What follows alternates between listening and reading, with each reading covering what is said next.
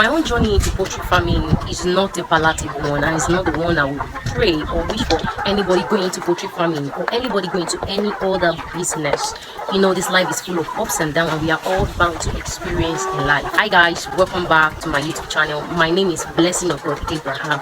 This is not my regular type of video which I will tell you this is what to do on the farm. This video I'll go a little bit deeper about myself. This is how it started. I was a young lady with passion for farm, most especially poultry farming. After graduating from the university, I want to go into commercial poultry farming, but I don't have any knowledge about poultry farming. Neither do I have any money. So I contacted one of my friends and I told him that he should help me with any farmer that can accept an apprentice. So I attached myself to a poultry farmer and I started learning. No salary, no money. I just went there to learn about poultry farming all the way. I had faith that I would start one day. So I went there for a couple of months, approximately 8 months. One fateful day, I received a call that there is an opening in a big farm for the post of a farm accountant. So I was like, wow, that's a good idea. That's very good. I applied for the job and I was employed as a farm accountant. A few months down the line, like 6 months, something very terrible happened on the farm. The issue of thefts. There was some missing feet on the farm and some missing birds on the farm. So we were all arrested. It wasn't the palatable one actually. So all the farm attendants, the farm security, and yours truly was also arrested. So we were interrogated after writing a statement, and after doing their investigation, I was declared guilty because I was told that I'm supposed to be the one to do the farm accounting and I'm supposed to be the one to take the stock for the farm, which that was why I was employed. So I was told I was not doing my job well. That was why it happened, and we were all sanctioned that we were paid, we all on the farm, but mine will be very much, so I'll pay more for the theft. Oh, I forgot to say this, that it was few weeks to my wedding day. Let's say 3 weeks to my wedding. I was so hungry, I was so bitter. I cried and cried. Why would this happen? I cried. So after we were bailed out at the custody, we came back to the farm, and all of us, myself inclusive, we said we are not going to work that day. That was the second day. We were not going to work until the management apologized to us for taking us that far. The owner of the farm called. I was not ready to listen. I was just ranting and shouting on the phone. I was just angry that no, we needed an apology. This is unfair. This is not good. So all that. Okay, before the incident, I've written a letter to the management for my 2 weeks leave. I wrote a letter for my 2 weeks leave for my wedding. Fast forward back to the incident. After the incidents of the arrest, I received a call when I was at home on this fateful day from our farm lawyer. She called me and she said, "Hello, Miss Blessing of God. I have 2 news for you. One is the good news and one is the bad news." I was like, "Go ahead. You can share anyone you want to share." She said, "The good news is that you have been given your 2 weeks off for your wedding. Now you can go for your off." Okay. I was like, "Thank you, Jesus." And the second news, she said, "But your service will no longer be needed on the farm." I was like, what? Really? Like seriously? I could not even talk at the other end of the phone. I was just like, okay, no problem. That was the only thing I could say when I dropped the call. Like, up till now, I don't really know what is good about the first news. I don't really know what is good about the first news. Please, my dear viewers, can you please drop it at the comment box what you think is good about the first news? I was given my 2 weeks off and I was sacked immediately.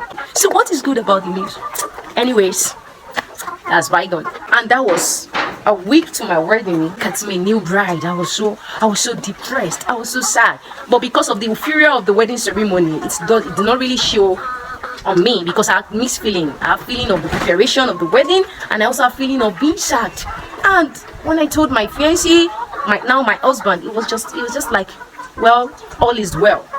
Come and see me at my wedding day. I was dancing, I was happy, and even at the same time I was sad because I know after the wedding there's no job to go back to. After the honeymoon there's no job to go back to. I'm already sad. I told no one I was dancing on my wedding day, but I was sad at the same time. I was like, God, why did this happen to me? Like, you gave me a husband and you collected my job, you know, something like that. I don't know if anybody has ever been at the crossroads like that, but that was what happened to me. So after the wedding ceremony, our honeymoon days, I was supposed to be happy. I was supposed to rejoice and spend it joyfully. But here I am, very sad, new bride. I was just thinking all day long. I was thinking, like, despite the fact that I was married, but I don't like to be a burden to my husband because I don't have a job, and no man will ever like a woman that is like that. I don't have a job. I was always thinking, and my husband is there, thanks to him, to console me, like everything will be fine. So during those periods, I even had a lot of growth on my face. Oh my God, if you see my face during those periods, it's like I fight lion. It was nothing to reckon with. It was so ugly that I can't believe that was me. Just few weeks after our wedding, I used many medication. Many people prescribed something for me to use for my face. It wasn't working because I know the problem is not from outside, it's from within. So on a fateful day like that, I was at home alone. I have nowhere to go because I have no job. I was at home alone, thinking as usual. Then something just dropped in my spirit, like, why don't you start your own poultry farming? I was like, Jesus, what? Start my own poultry farming? Where would I see the money? I don't have money. I came with my spirit. I don't have any money. How will I start my own when I don't have any money to start off with? I know what it entails. I've been on the farm for years and I know what it entails. So how will I start what? I am just married. I don't really have something that I've saved up. I was like, I don't even have a savings.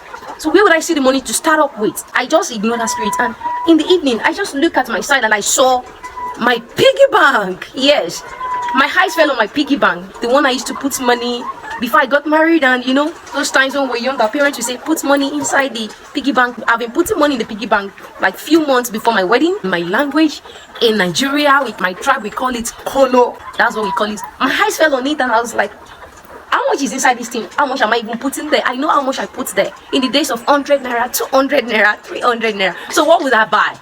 I just said, okay. My spirit just keep telling me, take it and break it. When my husband came, I told him I felt that we should start our own poultry farm. He was like, wow, really? He also know what it entails, and was like, okay, no problem, God will see us through. So I said, why don't we break the piggy bank and check how much is there?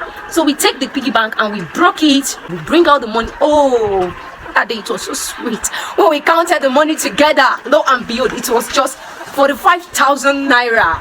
I was like, how do we want to start with this?